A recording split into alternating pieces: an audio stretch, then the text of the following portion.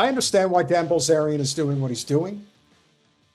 I don't agree with it because I don't trust him.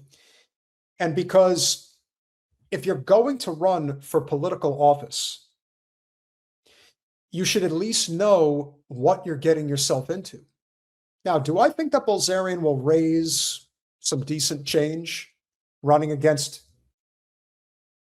Porky Pig Fine? Yes. But anybody who's going to run against him is going to raise a decent amount of money. Bilzerian has a big platform. I got to be honest with you, Azia. Bilzerian would actually be better suited to run for president than he would to run for a congressional seat, especially one that's on the other side of the country that he knows nothing about. What does he know about the 6th Congressional District of Florida? What does he know about the people who live there? Probably not much. He may have a lot of money. He'll do a lot of mailers, but does he really understand what it takes to run for Congress? I'm not sure. And I'm not saying it's not the people's house. It is. But there's one thing that a lot of people in the South in particular don't like. They don't like carpetbaggers. They don't like people who are not from there. They also are not going to like a significant amount of Dan's history of debauchery and hedonism. That does not play well in conservative Christian parts of the United States and the 6th Congressional District in the central area of Florida. That does not play. The part of Florida, I see it in the chat, the part of Florida that Fine represents is not Zioland. It's not. Which is why I think he could be defeated. But Dan Bilzerian is going to do the job? We already have enough problems as it is. Do we really need to waste a few $1 million on a congressional race? Remember, Randy Fine, for all of his habitual and gargantuan faults, is the incumbent. He has the incumbent's advantage. He can plug in and put the screws to as many elected officials at the county level. I mean, Brevard County alone, he is Mr. Brevard County. That doesn't mean he can't be defeated. But again, is this a county commissioner, a conservative county commissioner who is challenging Randy Fine in the GOP, who has roots in the area, who knows thousands upon thousands of the voters already, challenging him? Well, Aaron Baker's running against him. But no, Dan Bilzerian has decided he's going to run against him with no spot. Dan, we have mutual friends. You've seen our posts. You've acknowledged our posts. Acknowledge this. I understand why you're doing it, because we all want to get that fat fuck out of there as fast as possible. But this is not it. If you do not understand what it takes to run a congressional race, the fact that you are going to need to bring in somebody who's local, who wants to get involved, who is going to be willing to overlook all of the things that they're going to throw at you, because they will. They'll address the fact that you're a carpetbagger, address the fact that you've led a hedonistic lifestyle in a conservative Christian district. They'll address the fact that you have no elected experience whatsoever. You probably have never truly volunteered in politics before. This is not going to work in your favor. And you are going to need tens of thousands of people that don't know you from a hole in the wall to vote for you. That's a very difficult lift, even with a few $1 million. You're probably right. He might very well. And I will keep saying it. Dan Bilzerian, especially if he were to run on the libertarian ticket for president of the United States, that would be a much more sensible move. Yes, as crazy as it sounds, I actually think Dan Bilzerian could make much better use of his platform and his time and people's money if he ran for president rather than running for Congress against Randy Fine. That's my opinion. I'm 1,000% behind taking Randy Fine out at all costs. And I would support Dan Bilzerian's efforts, even though I have big disagreements with him, against Randy Fine. But I also believe that this is, I don't want to necessarily say that, this is a foregone conclusion, because I'm not going to say that. But this is this is a circumstance where if you don't know what you're getting yourself into ahead of time, because it does seem that he did this on a whim. Now, maybe he was always planning to, I don't know. But it does seem like a whimmy type of a move. But I also know that if there's one thing, now again, I don't see this as serving necessarily, to win a congressional seat. But the one thing that he does well, he knows how to perform in front of the cameras. He does a very good job. I cannot deny that. For some reason, Epstein Files extraordinaire, yes, that's correct, Harvey Levin of TMZ decided to drag Bilzerian onto his show and give him a platform, a national platform, to talk about his congressional race. I think it's safe to say where this conversation was going to go right off the bat. So here we go. Your opponent, this fat Jew. So he's not from Israel, but you called a guy in Florida this fat Jew. How is that not anti-Semitic? What in the fuck does it have to do with anything? The fact that he is Jewish, calling him a fat Jew, which you may not like. Again, it's derogatory, sure. However, what does being from Israel have to do with anything here? It has nothing to do with it at all. Well, he's a Jewish supremacist, and he puts Israel before America, and I think that, he should be tried for treason. This fat Jew is anti-Semitic. Yes. Dan. I mean, that's what you say, but how about that's every single time that's what I know. I don't say it. I know he literally talks about how Muslims are lower than dogs. So is that Islamophobic? Yes. Yes. Yes, it is. And that wouldn't be, that's not appropriate for him to say either. If he had said that. But he does all the time. And he tweets that. And he's a senator. Are you anti-Semitic? No, I'm not anti-Semitic. I think that, that's kind of a made-up term. I think the Palestinians are the real Semites. Term? Yes, because if you look at what a Semite is. Was Hitler anti-Semitic? What's that? Was Hitler anti-Semitic?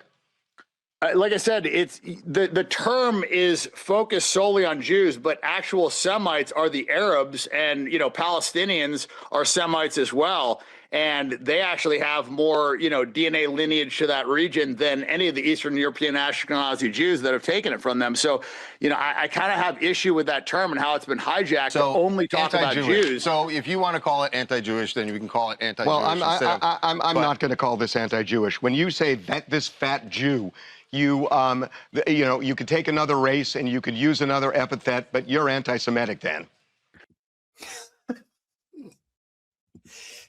Keep in mind, Harvey Levin is in the Epstein files and was a friend of Jeffrey Epstein. I don't care what Harvey Levin says. There are emails from Jeffrey Epstein referring to Harvey Levin as a friend. So just remember that part. But hey, I don't blame Bilzerian one iota for going on TMZ. When you are trying to, again, I don't agree with him running against Randy Fine, but when it comes to building a reputation, building a brand, if you will, because you are attempting to do something like running for office at least the federal level or perhaps something bigger, you take whatever national coverage you can get. And the one thing we have learned from Trump, name ID is everything. Any publicity is good publicity, no matter how they frame it. So from that standpoint, yes. And the other standpoint, which is imperative here, is that Bilzerian is absolutely correct about the use of the term anti-Semitic. You want to say anti-Jewish? Sure. That's becoming more accepted now because people realize that this is a very big problem. What I will also say is that these terms are just dying. They're not resonating. No one cares anymore. Nobody who was on the fence is going to hear Harvey Levin say, you're anti-Semitic. And now all of a sudden their opinion's changing. No, if anything, the only person who's getting more support is Dan Bilzerian. So I guess thanks, Harvey Levin, for putting him on. You did him a hell of a big favor. I'm not. I You have are. Jewish. I have Jewish friends. Oh, some of your best friends are I don't paint all Jewish? Jews with one brush, but he paints all Muslims with one brush, and it's accepted. And for some reason in this country, it is okay to just blast Muslims, bash them. You look at what Bill Maher said about Muslims. I mean, it's this double standard, and I don't like the double standard. And I look at him as a Jewish supremacist. He believes that Jews are better than other people, and he puts Israel before America. And so. And that's true. He does believe that Jews are superior, and he puts Israel before America. And that will resonate with certain people. This is why, like I said, he is not afraid. And in the sort of dawning of a new political and economic era that we're entering, at whatever pace, he's labeling the problem, because Harvey Levin started the problem from the very beginning of the conversation. He interlocked Jews with Israel right out of the gate, and Bilzerian was having no part of it, to his credit. But this is, again, the problem. The Zio scum will attach Judaism to Zionism until the ideology is dead in the water. Now, it's not there yet. And Norman Finkelstein is one of the all-time great guests on our channel. No, I prefer to eat hummus raw. I don't like to have anything on top of it or protecting it. It doesn't need to be protected. I go right in. I muff dive on that hummus anytime. He's got a little bit more to say. Okay, so if you've got a black friend that you don't like, do you use the N-word on him? No, I don't. Then what's the difference when you use the word fat Jew for a Jew you don't like? Well, is Jew the same as because that is not that's not, one is a slur, right? And one is describing a religion. So you can't compare the two. Really? There's a way how can you compare those two? There's a way you say it, Dan, that the intent is the same. It's not the same at all. So one is a slur, one is a racial slur that I don't use, and the other one is describing an ethnicity. Well, you just used it. But we have done this before on our channel. We have addressed all different derogatory words like the N-word in proper context. And what they're suggesting is, no, you can't even use it in any context. Because again, words have feelings now all of a sudden. No, again, context is everything. And I will defend, this is why I'm a free speech absolutist. And so is Jen. Either you accept that there's nuance in context, or there isn't. Now, again, it's not a word that I would use either, but I'll defend your right to use it. We are skating on thin ice. We just started. And if we don't accept the fact that people want to change, because somebody pays his bills, that's why. The change is coming whether people want it or not. So we'll finish it out.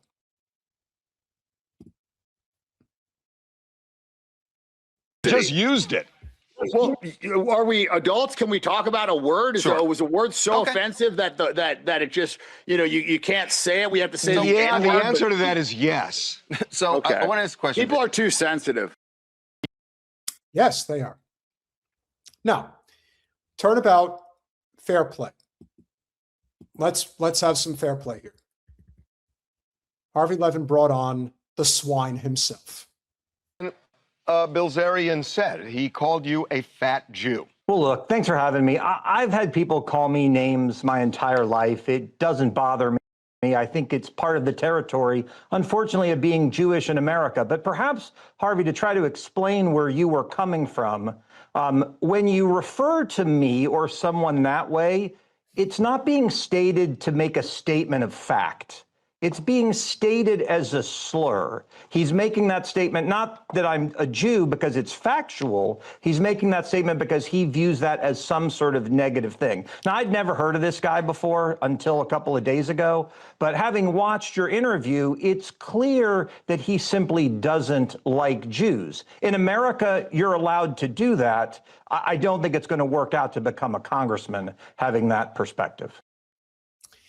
Well, maybe it won't, but just the fact that you are giving Bilzerian credibility as an opponent is not going to help you, Randy Swine. But the difference between Swine and a lot of other detestable incumbents, Debbie Wasserman Schultz never once acknowledged Jen's existence.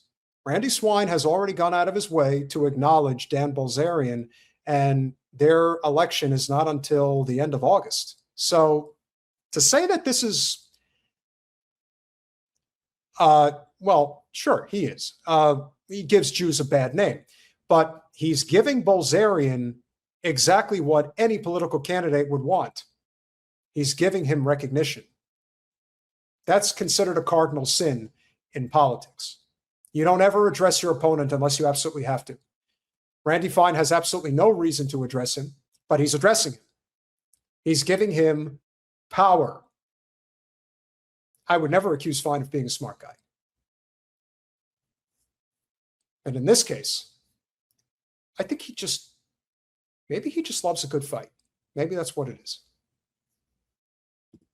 And I went and looked up some of the things that you've been quoted as saying, and I got to say, Dan Bilzerian's right. I mean, unless you want to say these were incorrect, but we need more Islamophobia, not less. Fear of Islam is rational. Mass expulsion. Muslim leaders are terrorists. Starve away. Advocating nuclear action. Actually, I would imagine that when President Trump said that there was going to be an entire civilization wiped out, based on this, I would say you were cheering that. Well, look, I think you've taken a lot of different things and you've smushed them together. I don't know that you've provided the context for any of them. There is no context. You put them out in tweets. You put out a message celebrating the dismemberment from a bomb of a Palestinian child. It's on record. But there's context. That's important. The only context here is that you should not exist in politics. Whatever the hell you do in your private life. I mean, we all know if he gets taken out of Congress, he's going to go work for one of the Israel lobby henchmen. That's just what he does. That's his modus operandi. But a guy like that, he should have no power. Remember, he only started wearing that little hat on his head when he got to Congress. Would say is this. Unlike Dan Bilzerian, I guess, who's talking about Jews as though they're all negative, I don't believe that all Muslims are bad. I think many are good. I think the difference is that also doesn't mean that I think that no Muslims are bad. And if you look at what's happened since the conflict with Iran began, 5 American Muslims in 4 states launched 4 separate terrorist attacks because they believed they were acting in accordance with their faith. When it's 1, it's 2, it's 3, you can sort of excuse it. But when it's been so many that we've seen over the past 25 years, some fear of this philosophy is a reasonable thing to have. And my issue is there are those who say because not every American Muslim is a terrorist, we're not allowed to say that any are a terrorist. Well, no, but you're opening the door to someone like Dan Bilzerian saying that he's had a bad experience with 5 Jews, and so therefore all the Jews are bad. Right. They're all fat Jews. But I would clarify. I'm not saying all Muslims are bad. And by the way, I think is saying all Jews are bad. By the way, every group has bad apples in it. That doesn't mean that the entire group is bad. No, and that's what I would push back. So I would ask you, Swine, are you implying that you're one of the good apples? Are you implying that you represent Judaism? By the way, I want to know what the hell that is on his forehead. Does he grow hair everywhere and he shaved his head with a razor or cut his head with a razor? Who the hell knows? But I got to tell you, there really is something to be said for being able to stand in front of a mirror that can actually fit your girth and looking at yourself in the mirror and understanding how vile a human you are. Because you are vile. You are pig vomit vile. So, be it as it may.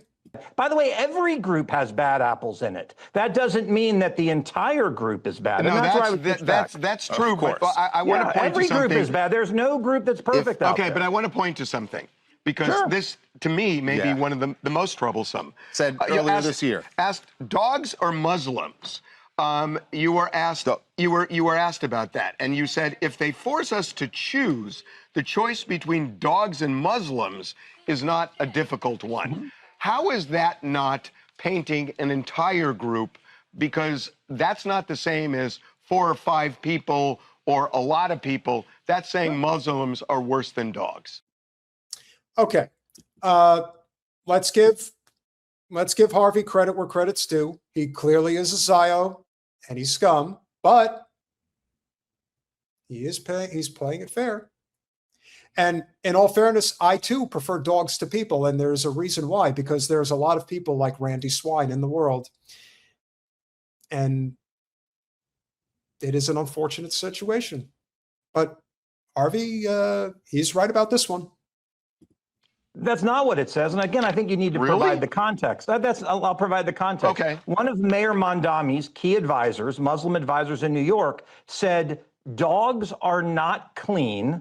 They should be banned as indoor pets because Muslims coming to New York believe they violate their religion. Finally, Islam is coming to New York City. My point was a very clear one. If you're going to make me choose between my dog and people who want to come to this country and say for them to live here, we must ban dogs, the choice is an easy one. And I would put this back on you. I believe that's a view that 90% of Americans agree. Do you believe if immigrants want to come to this country and they don't want dogs, would you all give up your own dogs in order to make them happy? You didn't say immigrants, you said Muslims. There are plenty of United States citizens who are Muslims. I understand, and I believe the person who made the statement saying dogs are unclean. So immigrants or not, do you believe if a group of American Muslims says in order to live in this country, you must give up your dog because they believe it is unholy? I said, no, they can leave. Look, I'm Jewish, but I don't expect the grocery store to not sell pork. When my kids take matzah to school for Passover, we don't expect the school cafeteria to not serve bread. This guy is a fucking lunatic. I have my kids bring matzah to school. I bring the matzah. You're not helping your cause, Randy. You're causing more people to not like you and your kind. Like I said, just let them talk, and they will talk themselves out of an argument. That's what he's doing. To the students that go there. America is a Christian nation. I'm Jewish. I love being here. I love living here. But that's the way it is. And my point is there are groups of people who are coming to this country that demand that we submit to their faith in order for them to practice it. And I stand by what I said. If I have to choose between my dog and a group of people who say I can't have it, it is not a difficult choice. And I would point out the overwhelming majority of Americans agree with where's the where's the movement to ban dogs? I haven't heard Mondami say that. Mondami has said, and you're pointing to one person in New York who said this. Great question. What are you pointing to? That's a very fair question. This is this one person who, by the way, is a major leader in New York. But there are other leaders in New York, and I could regale you for an hour with quotes about imams in mosques who said the most unbelievable things. But in places that are a few years ahead of us, like the United Kingdom, they are making moves to ban dogs as a result of this. This is not outside the mainstream. But look, to get back to Bilzerian, I don't know how long we have. I would simply say this. You ask about, him as an opponent. A guy who's a foreigner, he's a dual citizen, who has said Donald Trump is a pedophile rapist and should be impeached. That is not a serious candidate in a Republican primary where Donald Trump got over 90%. So, well, maybe he's right about that. But he is a horrific human being. But that matzah statement, oh my God. Like, if you're looking for reasons to just say you're a fat Jew, you just gave him one.